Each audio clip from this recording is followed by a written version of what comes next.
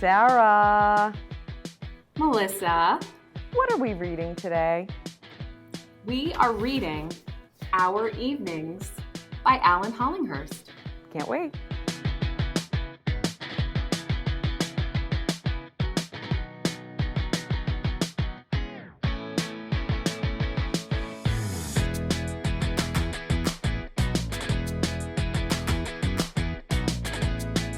Well, Melissa, here we are.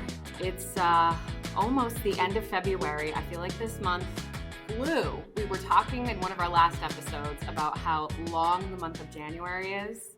And February did not feel like that at all. And I think part of that is due to how busy we were with this show that we have in this month of February.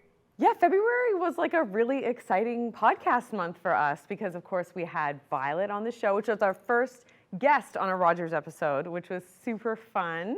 And we also had a chance to kind of reconnect with our alma mater, Memorial University. They featured us on a Met at Memorial series that they were doing, which we were pretty delighted about, not gonna lie. We were pretty amped up about that. So when we got to go on, the radio and talk about it, and we did notice like we've gotten a few more people listening to the show, and that was exciting. Although perhaps it was a little bit unusual that of all days that we got that little blast of interest was the exact same day that our smut episode aired. And we're not typically like the smut type, so I wonder if maybe some people got a very unusual impression of us in their first foray into the podcast. I know the timing, because it's all around Valentine's Day, and we decided, hey, smut, let's do it for Valentine's Day. Of course, not knowing that we were going to be doing this Met at Memorial thing. So, but we hope that people listen to it. It is an audio-only episode, and that's probably a good thing because I feel like there was a lot of blushing, especially on my part and probably on your part, that was happening. So definitely listen, but just be warned, it's quite spicy, so not for young ears. Yes, and you and I were sort of laughing about, we had like a very family-friendly episode earlier in the same week with like my daughter on the show, and then hot on its heels, it was all smut and, explicit warnings and everything. So, but that's the beauty of this podcast, that's the beauty of Could Read, Should Read, Must Read, is that there's a little something for everyone in the mix. And we do tend to cover a pretty broad range of books, I think. So I'm curious about what we're going to delve into today. Tell us about Our Evenings by Alan Hollingsworth. Hollinghurst, yes. Hollinghurst, sorry. That's okay.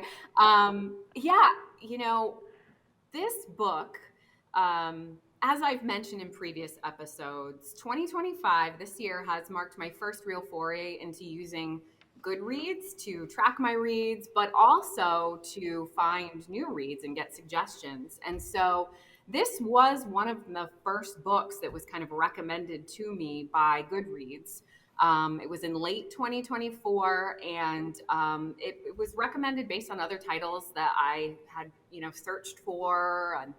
And it was perfect timing because, of course, it was right before Christmas, and my husband had been bugging me for my Christmas list of things that he could buy me. And so I added this book and two others, so 3 books total to that list. And he ended up buying me all 3. And they ended up being my first 3 books completed of 2025. So this was the second book that I read in the new year. And it's funny because, of course, it had been recommended to me. And at the time, in December, I looked and you thought it sounded interesting. But then by the time I actually sat down to read it, I had completely forgotten what it was even about at all. And then I told myself, you know what? You like to spoil things for yourself, and I'm not going to let you do that. Talking to myself, as I always do. And so I didn't even read like the inside cover. I went into this book essentially not knowing anything about what it was going to be about. So the whole thing was a surprise. The only thing that I really knew, because it was really right on the cover, is that this author, Alan Hollinghurst, was the winner of the Booker Prize. And that was for his book that came out in 2004, The Line of Beauty. So that's all I knew. I gotta say it. Trust the algorithm. I feel like that the Instagram Goodreads internet algorithm knows me better than I know myself at this point. So I would trust whatever it's feeding you as content is going to be like pretty spot on. I'm not inclined to go into a book blind, I have to say. And there's been a bit of a, I guess I'll call it like a trend or something called blind date with a book. I don't know if this is something you've encountered or not. I know they even do it like at Grenfell, like some of the students, if they're doing like a fundraiser, instead of just having a straight up used book sale, they'll wrap up books and just put a couple of keywords on the front. So it might be like thriller, dominant female character or something like that, just to kind of give you like a sense of what the book might be about. And then you sort of, you might buy it sight unseen and then just open it up and have a blind date with the book. I'm not inclined to go that route. I like to kind of know what I'm getting into, or at least have some level of guarantee. But in your case, I mean, this is one of the perks of getting older. We're losing our memories, and so we know we're onto something. We can't remember what, but it's going to follow through and land well for us in the end, I guess. But with that in mind, can you give us a bit of a summary of this one? I certainly can. So, Our Evenings by Alan Hollinghurst is the story of a fictional character named Dave Wynne. The story is set in Great Britain over a period of approximately 60 years. So it covers Dave's life kind of in the style of a memoir from adolescence to age 70. Dave is the biracial child of a British mother who's a seamstress and a Burmese father who died before Dave was born. At age 13, Dave is the recipient of a life-changing scholarship from the wealthy Hadlow family, which allows him to attend the prestigious Brampton Public School. And of course, public school we think of as like, oh, everybody can go, but that's really more like a private school in Great Britain. So we see Dave during his school years, both at Brampton, later at university, and then as an up-and-coming actor in the kind of experimental theater scene in the 1970s, 1980s, and then finally as a distinguished older actor working in London. But throughout, Dave is such an intelligent and observant narrator. He's a witness to privilege while always existing just outside of it. And he's a person of color and he's a gay man. Dave's story really allows us to see the subtle and then really overt bigotry of Britain through modern times all the way into the Brexit era. So that's it in a nutshell. That sounds great. Yeah, and it sounds like covering 60 years. Maybe this was a bit of a hefty book, if I'm, maybe projecting correctly. And we all know I've got like my sweet spot of like the 250 pages. So what sort of range are we talking about here in terms of size of book? Well, this is definitely one of the longer ones. So it's about 485 pages. So that is, like give or take a couple hundred pages over your preferred length. But I have to say, I think it was an effective book because it was told in the style of a memoir. You really got the feel for who this character Dave Wynne was, because again, you're encountering him as an adolescent, a 13-year-old, and then all the way into kind of like his later years. And I think with this book, and I've never had encountered Hollinghurst before, so this is my first kind of foray into his, to his books. But I was really struck by the elegance of his writing. It was truly a beautifully written book. It was quiet, had a lot of nuance to it, like a real great character study. And of course, like as I finish a book, just like if I finish a show, if I finish a movie, the first thing I want to do is I want to go and find out what other people thought about it. And so, of course, I did that as soon as I finished this book. And I was not surprised that I wasn't alone in my appreciation for Hollinghurst writing. So a lot of the kind of same sentiments that I had about the elegance, the beauty of his writing, they really kind of shone through in a lot of the kind of the critical reviews of this book that I read. And I'm really not surprised about that at all. So yeah, it is a longer read for sure. But there was just so much beauty to this book, and it was like a little bit of a meandering book, Mm. but the way that it was told was, I don't know, it was just, yeah, quiet, elegant, beautiful, like just really just getting to see this person's life and how they're becoming who they are. That's such a nice way of describing it. I like the idea of a quiet book, right? And it's funny because I was talking to someone recently about Intermezzo, which, update We've been from our talking fall about. book banter, finally finished this book. And as much as I kind of like to lament, that I have this sweet spot about like I like the 250-page books, I am capable of reading longer books, and if they strike me the right way, then I can plow through those as well, and they can be very enjoyable reading experiences. But I think it is a lot to do with the writing, right? If it's kind of keeping like a motor going.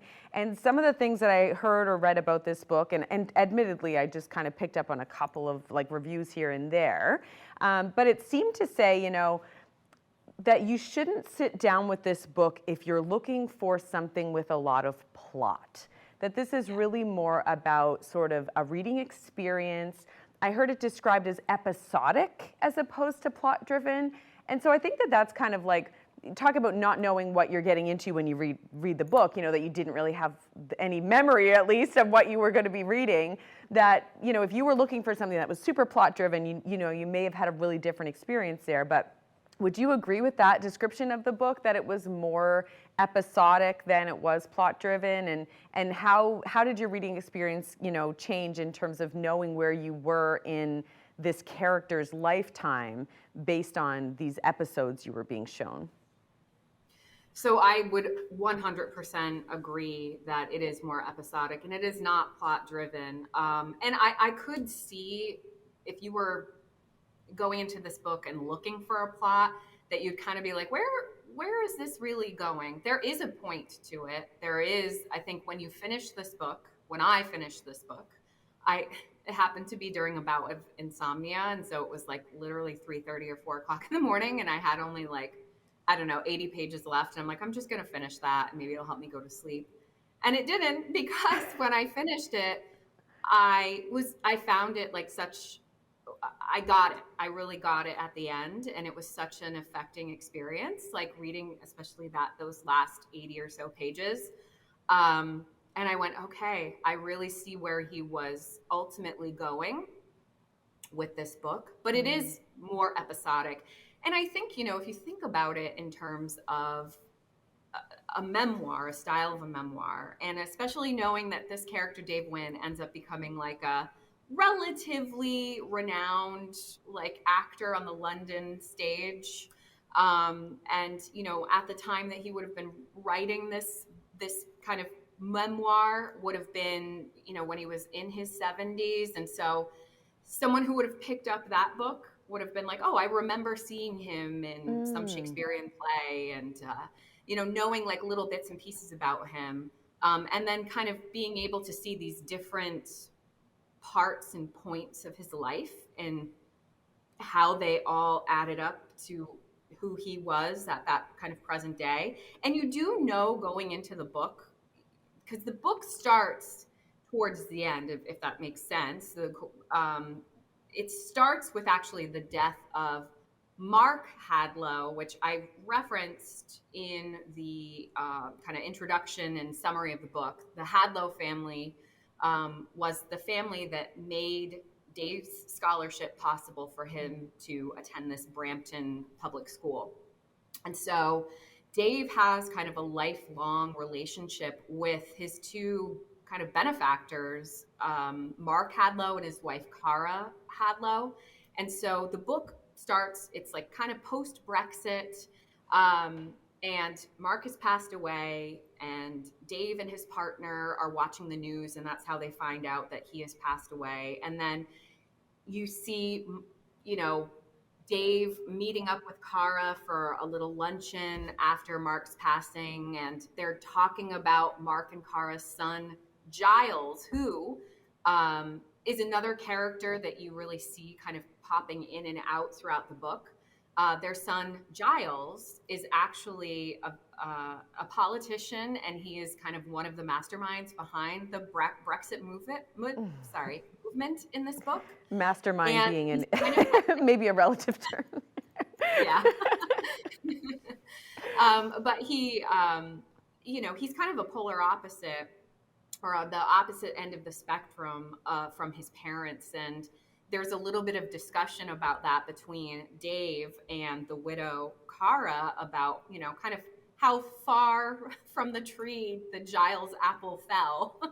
Kind of knowing the types of people that Mark and Kara were or are, and the types of things that they supported and believed in. That's how you begin the book. And then after that first introduction, then you dive right into when Dave is 13 and he's just finishing like his first year at Brampton School, and he's actually at a country house of the Hadlow family. It's a tradition that the Hadlow family will take, and they're referred to as exhibitioners, the Hadlow exhibitioners, like scholarship recipients. Okay. And so they have like a tradition of every time they've sponsored a scholarship, that student they'll invite to their country home so that Mark and Carl will get a chance to meet the person who received their scholarship, get to know them a little bit. And so that's how we really meet the younger version of Dave, is he's having this first time encounter with Mark and Kara, not a first time encounter with Giles, because he's been going to school with Giles for approximately a year. And so this is kind of, you hear about Giles talked about in that first section of the book, and then you end up seeing Giles as a adolescent himself, and that's how you're really introduced to him. And it's, he's like a bully. He's like a privileged, wealthy son of a well-to-do family, and he definitely uses that to his advantage. And so, I feel like I've really gone off on a tangent here, but you do know that the whole point of telling you that was that at the very beginning of the book, you are introduced to Dave as he is in kind of present day. And then that's when you go back in time to meet Dave as an adolescent. And then the book from there is chronological. So then you follow Dave from his Brampton years into university, then as a young actor, kind of new on the scene, and then finally in his later years of life and who he is. And so where we're going. Okay. I think from the beginning. So let's figure out, help me figure out Dave then. So far kind of what I know about him is, he's gay, he's an actor, he's, the beneficiary, or he benefits from this sort of generosity of a wealthier family. So, but you must spend a fair bit of time with him, right? Because it's written in the format of a memoir. So, what can you tell me about him, and, sort of how he feels he belongs in the world, or maybe doesn't belong in the world that he's populating?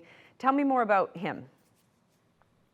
So Dave, what I find and found most interesting about him is, and I mentioned it too in that like summary, is what an observer he is. And of course, you're reading his memoir, so of course he's going to be observant about his environment and his experiences. But what I found really interesting, you meet him as this adolescent in some of those earlier chapters, and he is a bit of an outsider, right? He's only been granted permission to this school because of this scholarship. Otherwise, his mother is working class, and he would have just been going to, like a regular community school.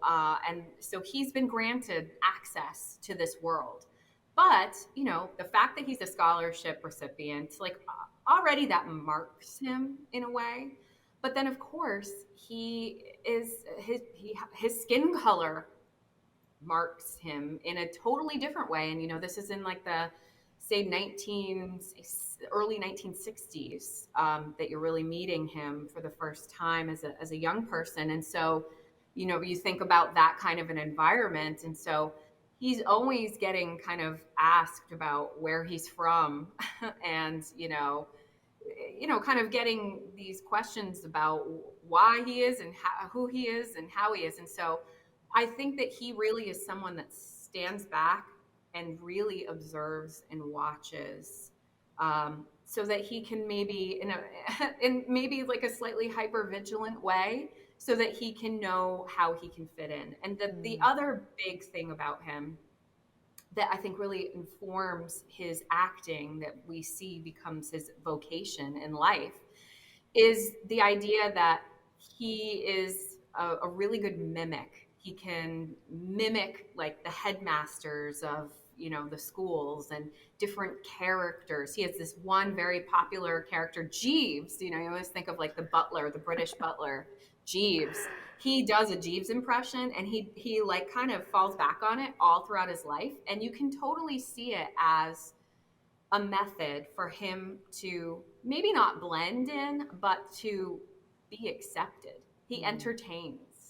And this has been a tool for him to maybe avoid bullying. And, it's funny, listening to interviews with people who become comedians or people who are actors, it's so common to hear them talk about early exposure to bullying, and how a way that they avoided or evaded bullying was to make people laugh and make people feel entertained. And I totally see that with Dave. And so I have a couple excerpts that I wanted to read, and I prepared. I have Wonderful. little sticky notes in here. I saw that when you held it up. I love to see all the tabs. Yeah. I tried to trim them so that they wouldn't be super apparent, because they were super long leading up to this morning. So this is in we're like talking page 47 here. Okay. So this is early on. It's during that first weekend that he's spending with the Hadlow family.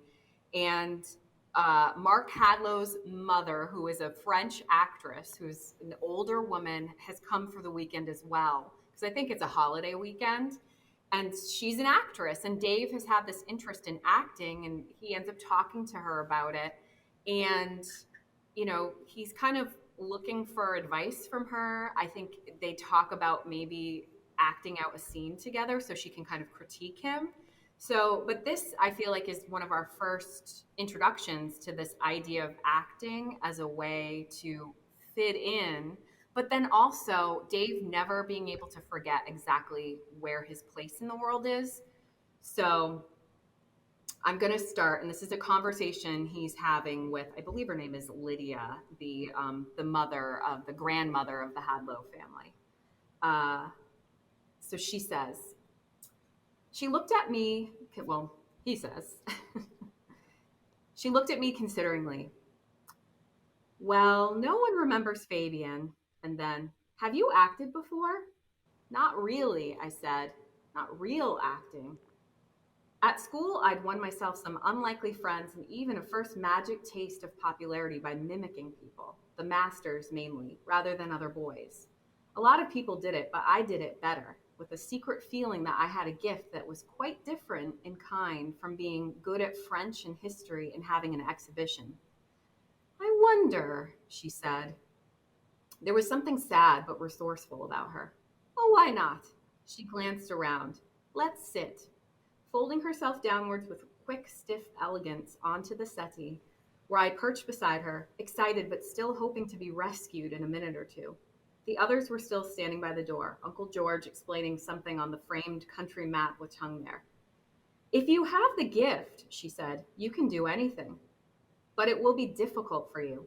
She gave me the pondering stare of someone needing to be frank as well as supportive. Not because of your talent, but because of how people see you. I can tell you, I've worked with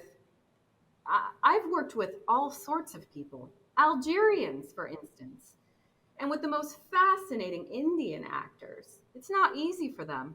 Well, in India, of course, they make their own films. But in France and in England, these actors, by and large, have to play what we call the mauvais roles. You understand? Yes, I think so. Or, of course you can do radio. Yes, I said, feeling we were getting rather ahead of ourselves. No one can see you then.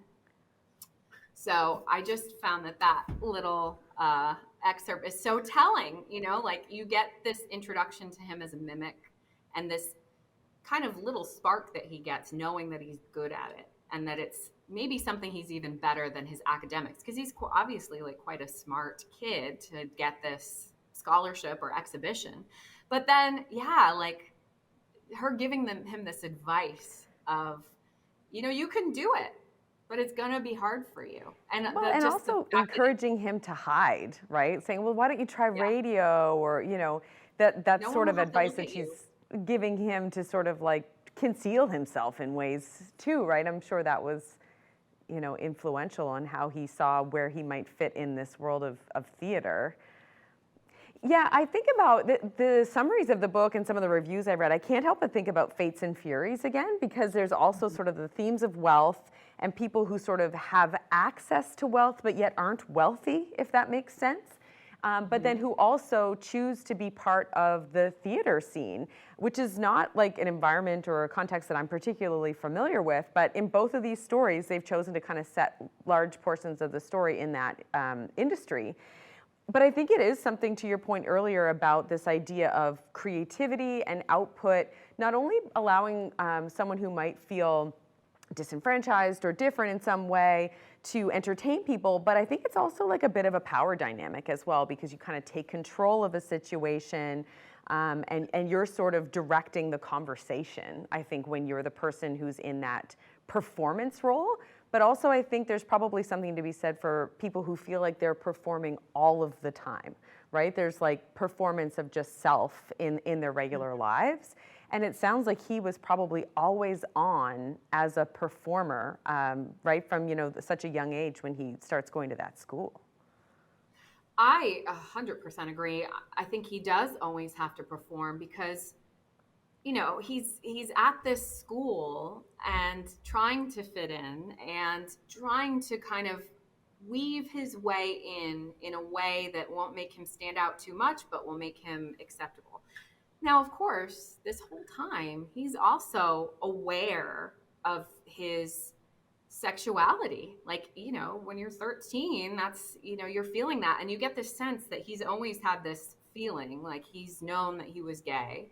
And of course, in that time, not something that he's going to be out with it. So I think he's even performing in that sense because he knows that he needs to watch himself and fit in a way where he won't be ostracized for that.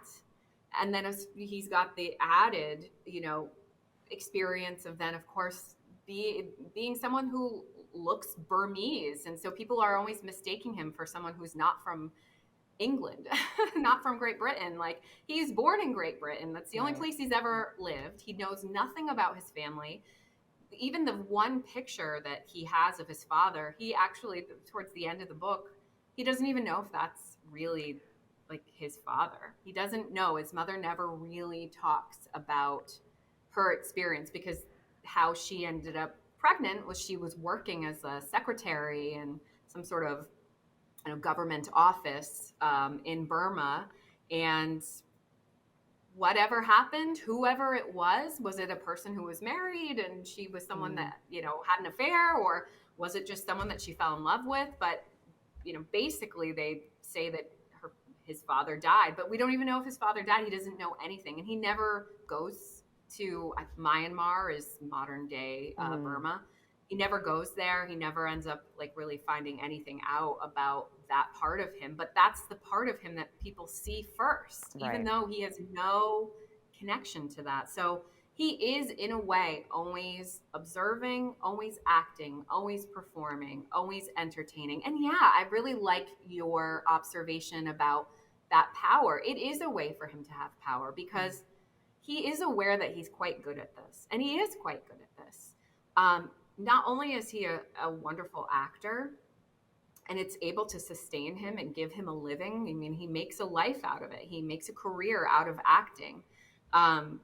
But he's also like a very skilled orator. And so, he is invited at different points in the book to give talks or to give speeches or to recite poetry. And so in those moments, he knows what he needs to do to capture people's attention, capture their imagination. And in those moments, that's when he has probably the most power. But then at the same time, because of who he is and what he looks like, he's always relegated to secondary roles. right? So he always ends up playing, and even like in that little excerpt that I read, she's referencing Fabian. Nobody really wants to play Fabian. Well, he's playing Fabian because of his skin color, and that ends up kind of haunting him throughout his life. Like one would imagine, and I feel like it's kind of an underlying sentiment in the book, that he is such a talented person that had he been a white man, he probably would have been even more successful because he would have been playing those lead roles. He ends up on TV at one point, I think in like maybe like the early 70s, but he ends up playing like a hotel butler. And these are the kinds of roles that he's given. But he's still able to kind of piece together an existence, and an existence that he can find creative satisfaction from. And going back to, I think, what you said about the theater as a place for people to go, I think it makes sense for him to go because I feel like the theater, I feel like, is known for being a space where people of different sexualities have found acceptance even before it was culturally acceptable to be someone who was gay or someone who was trans. I feel like in those spaces, in those theatrical spaces, is where, and I don't know if it's because of the creativity and the open-mindedness that comes from working in the theater, but those tend to be those kind of safe havens. And I think it makes sense for him to go there. And he can be out even earlier on, in the 70s, and it is more accepting than I think if he had gone into a completely different vocation in his career. Yeah, I want to go back to something you said about the photograph of the father. And I love when books play with these sort of documents that exist within the world of the book. And the idea, that this photo might have been like, it was obviously significant enough to be mentioned, and that, this is how he envisions his father, and this is how he tries to kind of understand, what lineage he's part of, and his heritage, and his family, and all these things. And then at some point, something along the way sort of shifts and goes, well, maybe that isn't even your dad, and then you sort of question things. But it's also just, I think, a comment on just how we understand history sometimes too, like what documents get sort of made accessible and how do they get explained to us, and then which ones get left behind, and then so sort of how we're always trying to make sense of history, whether it's our personal history or it's a more political history or national history, whatever the case may be. And I think it's also interesting given the fact that it's in the format of a memoir. So he is writing his history, and we can't help but question maybe a little bit about he's choosing to include things. He's going to be honest about some things. He's going to maybe misremember some things. Like we have to sort of read it through that context of this is in the format of this fictional character's memoir as well. But I always like when they sort of play with that ambiguity of history, and then who they rely on, right? So obviously this character must have been relying on his mother to sort of like sift through the information that he would use to build up his identity in a lot of ways. But I'm still laughing at myself earlier, referring to him as Alan Hollinghurst, when in fact, just to be clear, it is Alan Hollinghurst, correct? Yes. Yes. Hollinghurst, yes. I'm told through, the internet, the always reliable internet, that not a particularly prolific writer, but rather someone who's very maybe careful and cautious about what they put out, which I think is really interesting because obviously that's going to show up in the quality of the writing.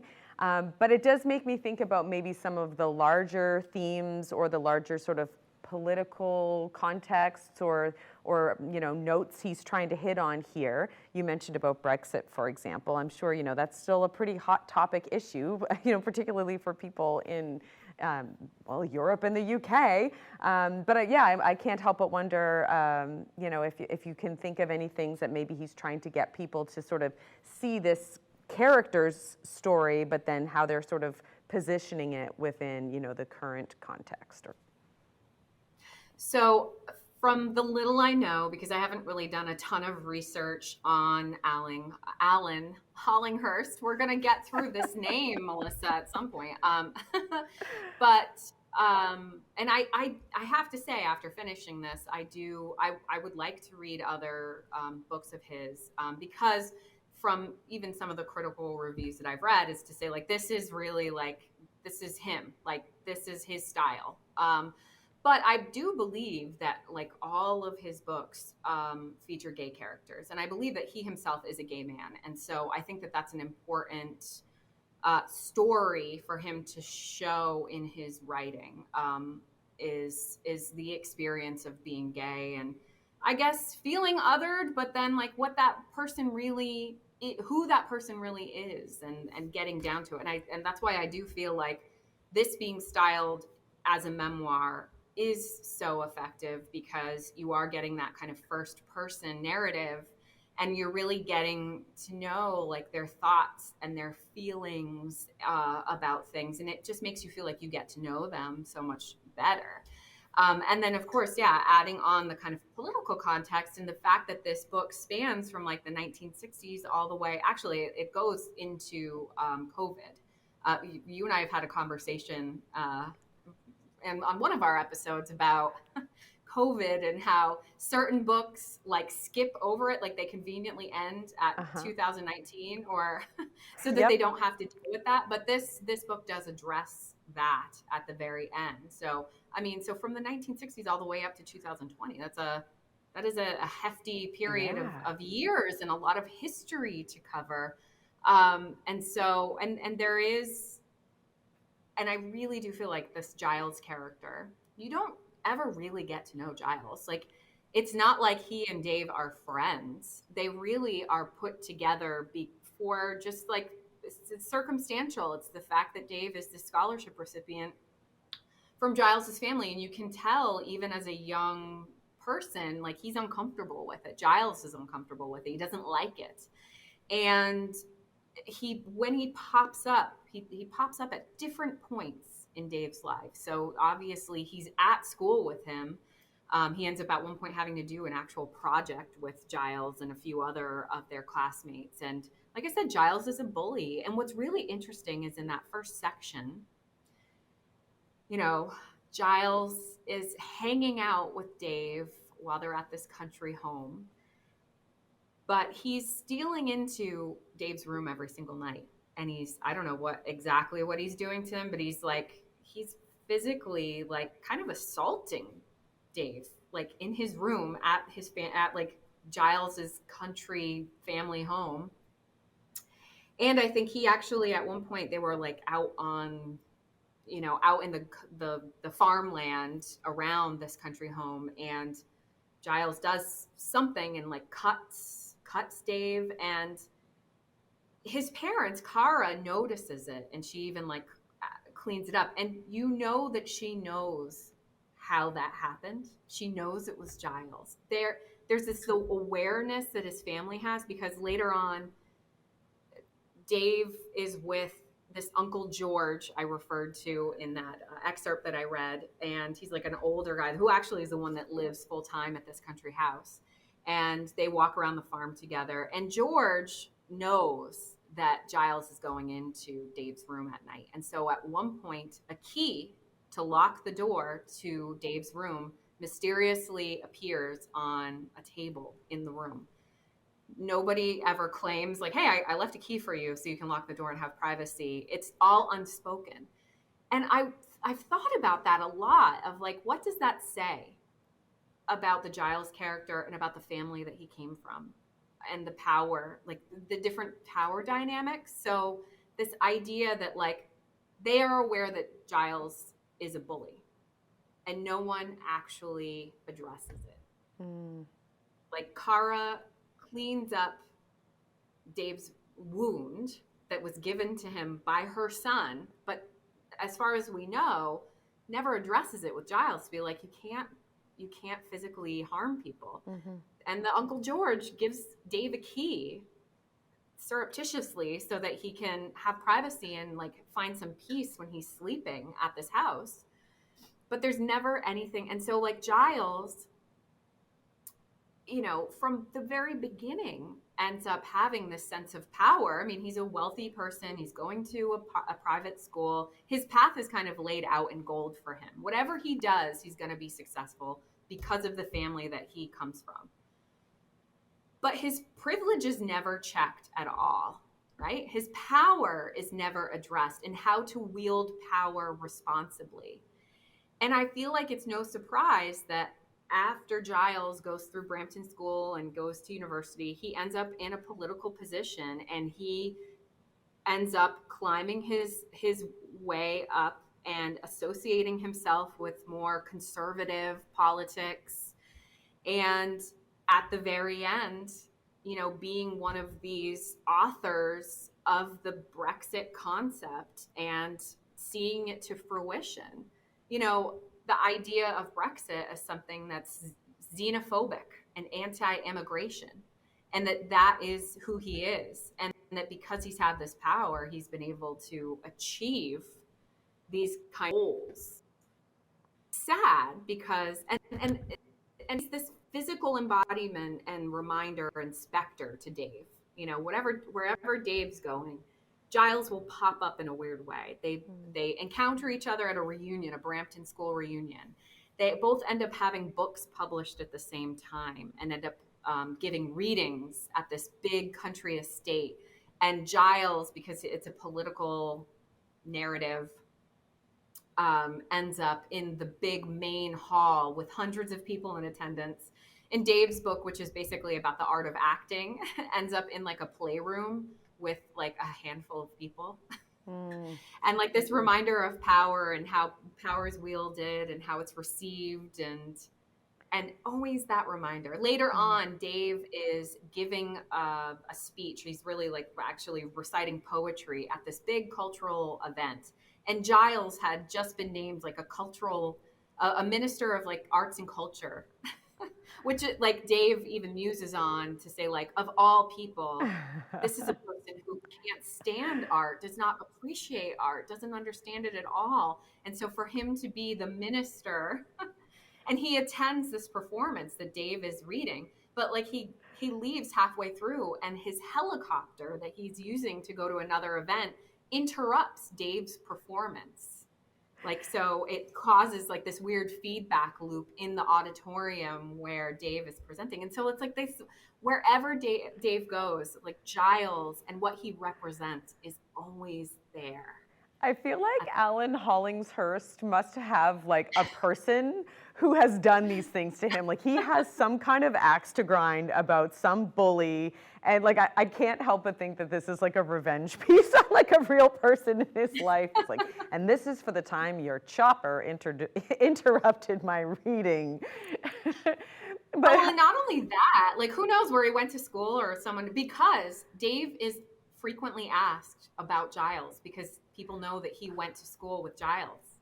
So even though they don't have anything to do with each other, Dave doesn't like him. Dave has remained close to Giles' parents. Like they pop up throughout the book. At one point, they actually support this experimental theater troupe that Dave has joined, and they're patrons of the arts. They like Kara is an artist herself. She's a painter. Like, and you can see that Mark and Kara have this affection for Dave, and that they're kind of estranged from their son.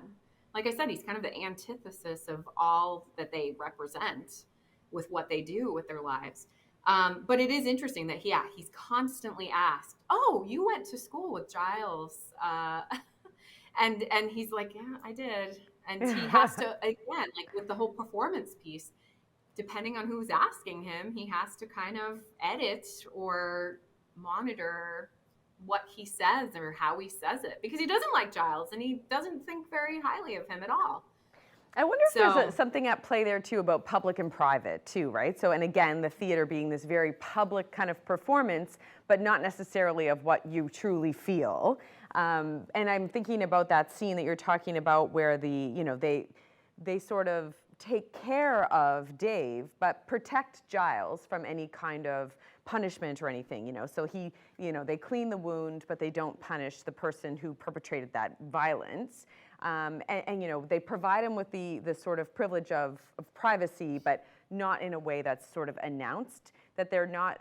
I think it shows sort of who we choose to be publicly versus who we kind of really are privately. I think that must be playing through a lot of this in terms of like the characterization of Dave as well. But then I think it also plays on the whole idea of the lengths that we're willing to go to protect the reputations of the people that we love. You know, if we love them sort of on a very intimate family level, we might go to further lengths to make sure that they can be preserved, that their identity or their reputation can be preserved. But that's not a luxury or a privilege that's allowed to everyone. That really sort of only exists within, you know, realms of people who are wealthy and kind of can benefit from that type of protection, I think. Definitely.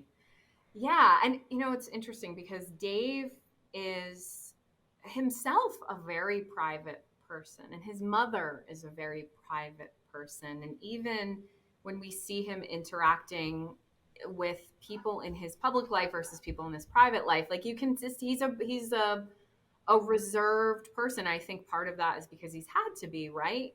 Like you said, he didn't have the privilege of being able to be public with certain things in a larger way. And I think, yeah, with Giles, I think Giles just really, yeah, just represents that like unchecked power and,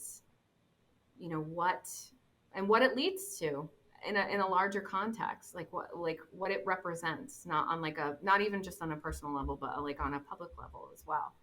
I have a couple other excerpts that I want to read. And so I'm gonna do like a quick 180 just because I want to go back quickly to Hollinghurst's writing and how beautiful it is. And I want to go there, and then I want to kind of return to this conversation that we're having about power and privilege and what maybe Hollinghurst is getting at with this book in terms of what he's saying about the Brexit movement or what he's saying about history. There is a scene in this book, and again, episodic, as you mentioned.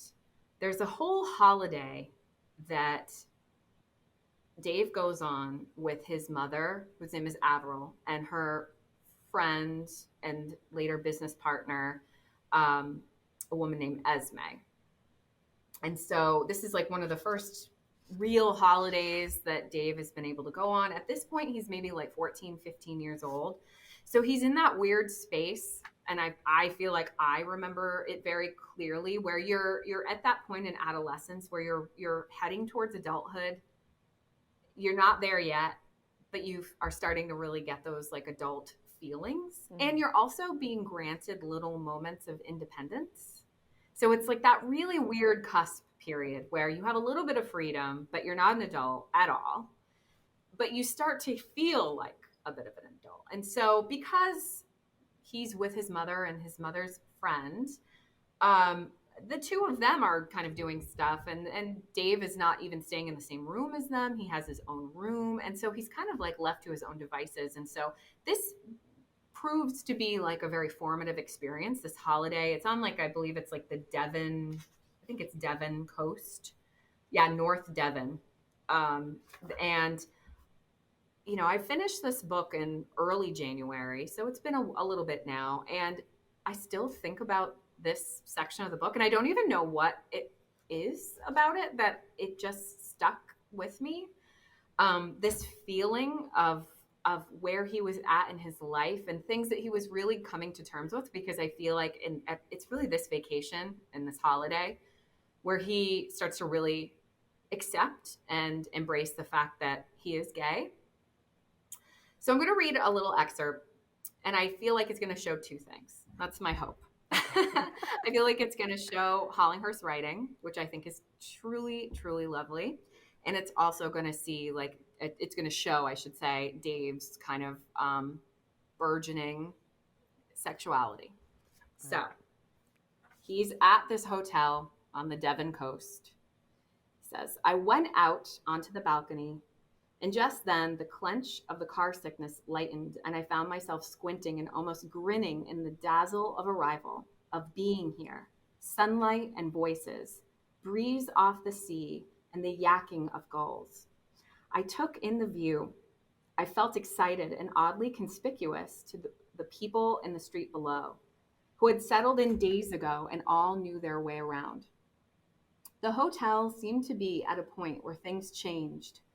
where the long open road above the beach on the right turned a narrow corner to enter the old town on the left, with the harbor glimpsed from here over roofs of the buildings between.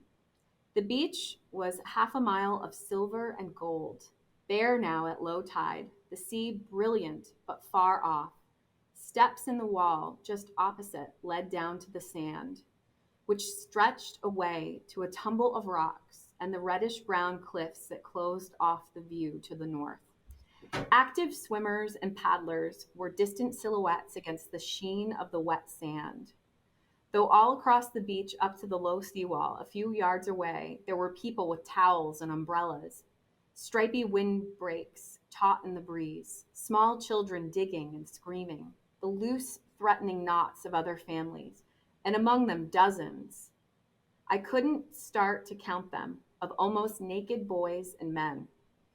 There were two men getting changed just below me at the top of the beach, easing wet trunks down under towels, and both of them looking out and then shouting, "Ollie, oi!" to a third man who jogged up towards them from the water.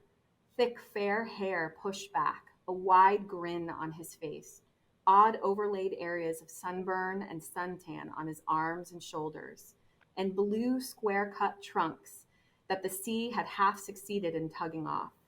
It was as if Ollie sensed my helpless stare. He looked up as he reached for a towel, drew it around him, and shivered and stamped as he talked to his friends, and I quickly went back into the room. So I don't, isn't that beautiful? Like, and that whole section of like his time on this vacation, like he ends up developing this crush on like this Italian waiter who later on he like ends up having a smoke with and like a swig from like a bottle. And it's like electrifying for him because here he is, like, you know, we'll say he's 15 and this like maybe say like 20-year-old, 19-year-old waiter, and like he ends up like finding a glory hole in a I didn't see that bathroom on the beach. Nothing happens, but it's like this like world is revealed to him in a new way, in a different way, and he's got all this time by himself, and he's just constantly like observing and trying things out and walking around and watching people and thinking about himself and indulging in certain thoughts that maybe he's tried to push off, but now it's finally like, okay, I'm here. So I know I'm really fixated on this, so I apologize for bringing it up again, but I also think that vacations are the type of like time when people do try on different identities, or, you know, you can kind of be a different version of yourself. You know, I always tell this joke about like this time I went to Toronto and bought these like really crazy floral pants and like was like, oh, these are perfect, I love them. And like I never wore them. There was like no other moment where I felt comfortable other than in Toronto where nobody knew me to wear these like really, really loud floral pants. So, you know, just the same kind of feeling of like, okay, here I am in this place. And vacation spots are also like, usually there's lots of people from all over the world who are sort of gathering there, so they tend to be more maybe diverse or cosmopolitan than what you're used to in your you know, daily life. Especially, I think you said this was like in the 60s in England, right? So, you know, he kind of had this really different experience with a bit of freedom, you know, that independence, and he is at sort of, like you said, that cusp of a new part of his life. So even just setting it on a holiday, I think does kind of give again that trying on of something new, that performance of something different in terms of like exploring different identities, like to figure out where you're going to land. So yeah, thank you for that like illustration of the writing too. And now I'm curious of the next passage that you have too, so it's going to bring us back to the more like political side of things instead of that self-discovery side, although I'm sure the two blend. One last comment, and you're going to laugh because I'm always referencing pop culture. And I know that you've watched the first season of White Lotus. Well, Yes. the third season just started, and it's set in Thailand. But you're talking about that anonymity of like trying on different personalities when you're on vacation. So first episode, there's a character who's like super like kind of chauvinistic, a very attractive young man, and he's talking to his brother, and he talks about long plane rides always make him really horny because there's so many women who are going on vacation and are all trying to act anonymous, and the idea of it I don't know why. As soon as you started talking about anonymity and vacation and trying on, I'm like, all I could picture was him talking about how horny plane rides make him and anonymous women just all around him. Oh, God. But anyway, we'll get back to the subject at hand, which is this book. So, as I said, Brexit is a big part of this book. And as we get to it's really, we're talking like it's like page 450 out of like 100 or 485. It's on the eve of Brexit. So they're having the vote. And, Dave obviously feels a certain way. And he's in the process of rehearsing for a production that he's taking part in. And there are other people who are from Great Britain who are in the cast. There is, I believe, another actress who's from France, who's like, I think, in the lead role. And so they're all kind of talking about it. And this is literally, this is the night of the vote, or the afternoon of the vote that's taking place. And so they're talking amongst each other as they're getting ready to leave. And the reason why I want to share this for two reasons. For one, I think it's, once again, at this point, he's probably in his late 60s, early 70s, or somewhere close to that. And yet he's still being reminded that he is looked upon as someone other, right? The other reason why I want to read this passage is because, it's not super long. I'm not going to be super, super long, but the last part of it struck me so powerfully because, again, I read this in like early January, and as we all know, I am in the United States, and we were right about to say goodbye to one president and bring back another president, and lots of things going on politically then, and of course now as I sit here and reading the last paragraph of the passage I'm about to read struck me as so relevant, and it really, really left an impact, and I've thought about it ever since. So he's talking to his fellow castmates. Yes, I said, of course I voted with the young.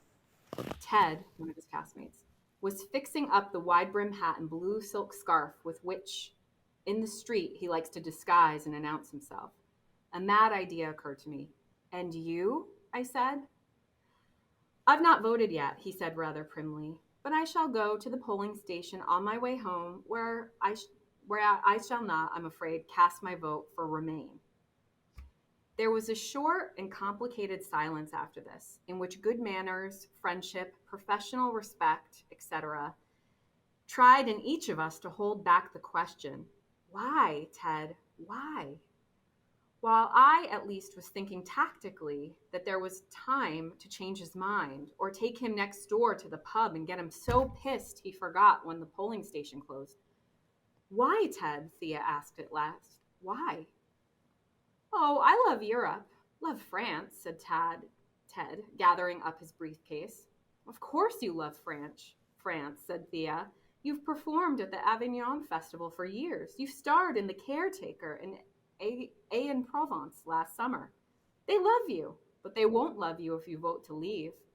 No, we won't, said Anik. In fact, I doubt very much, said Thea, that you'd even be allowed to work there. It's the immigration, really. It's out of control. I'm sorry, Dave, he said, as if I were an immigrant myself. I don't like being bossed around, except by you, my dear, of course. And with a fractional raising of his hat to Thea, he went out. Silly old fool, said Julia. Thea had a hard and disillusioned look. And all of us must have had similar thoughts about quite what we were going to be saying tomorrow morning. And then and this is the last paragraph I'm going to read. And then the cast coming in next day for rehearsal, 10 o'clock, the Bleary's actors' first thing, the grim mood of defeat and the prophetic gloom. Hopkins got it just right of an earlier disaster. Hope had morning on. Hope was 12 hours gone. We'd known it ourselves, some of us in 83, worse in 87, but those were defeats that took immediate effect, which was to carry on as before. Last night's vote was for action in the future, a devastation due to hang menacingly over us for years, long enough to count the time, make plans, as under the death sentence of a disease. It was something as personal as this that I'd felt last night watching TV and watching again this morning, the first thing, in cognitive shock that Giles had won. He was on every channel, interviewed at home, in the studio, in the street. He was very pleased. He was delighted. But he didn't smile, not quite. What he let us see was his chilling impatience to get on at once with the job. And I just found that last part like so, because, you know, people feel all sorts of different ways when votes are cast and when change comes. But I found that really resonated with me, that feeling of kind of gloom and gloom for the future, that like this something that was coming along, that kind of grim reality. And I really loved how he kind of summed that feeling up in that passage. And again, going back to this discussion, him and his fellow actors are having, and that one actor looking at him when he's saying, "I'm sorry, it's the immigration." Yeah. Like, and Dave's like, "Why are you looking at me? Yeah. Like, I am from here. Like, what are you talking about?" Like, but just that reminder of like, that he can almost never escape it. And also I think it's like progress is so slow, and sometimes it's a backtrack too, right? That it's like, and I'm assuming since this book does cover such a long period of time, it probably shows some moments where things maybe seem to improve and then, you know, regress or something like that. And yeah, I find that interesting too, because a lot of times when we talk about how books sort of finish, we're sort of,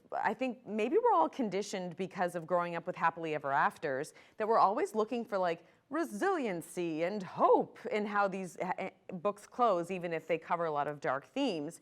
But it sounds like our good buddy Al here, I'm like afraid to say his full name because I'm going to mess it up every time, but Alan Hollinghurst is kind of having none of it. And I think probably it goes back to this sort of, he's a deliberate writer. He's writing with a purpose. He's not just, putting out fluff every year. He's writing these sort of very well thought out, thoroughly produced books that he is not necessarily going to end something on a high note if he doesn't feel like that's necessarily the tone that he wants to convey. So it sounds like there's a lot, and that this book has really impacted you. I mean, those two scenes staying with you for so long. So I am going to ask you the very important question. Is Our Evenings by Alan Hollinghurst a could read, a should read, or a must read? I like to sit on fences sometimes, Melissa, and this was a tough one because on one level, I want to call it a should read just for the fact that it is not super plot driven, or at least not in a direct way, and it's a longer book. Meandering is definitely a feeling that you could get if you're an impatient reader with this book. However, when I closed this book at 4:00 in the morning, when I completed it, I cried. And I think it has a lot to say in such a beautiful, subtle, nuanced way. There are some things that I did not give away. So despite me giving a plot summary and really kind of talking about a lot of things that happen in the book, there's so much that I did not mention. I really think this book is a must read. So Yay! That's it. We love a must read. We really love a must read. And I feel like there's definitely something to like, if you're crying, it's just a must read. That's got to just be like, it seals the deal right then and there. So I'm so happy that you had this must read early on in the year as well. And thank you so much for sharing all about Our Evenings with us. I think we're going to hear a lot about this book. It came out in the fall, I think. So I think there's going to be a lot coming out about this book and what it means to people, particularly in this moment. Yeah, I recommend it. And again, the writing is so beautiful, just really lyrical, and yeah, it's a must read. So, Wonderful. And I am going to read more of Alan Hollinghurst's books. So I want to start with The Line of Beauty because it was a Booker Prize winner, and kind of go from there. But yeah, this was wonderful, Melissa. Thank you so much. Thank you so much. Talk to you soon. Bye.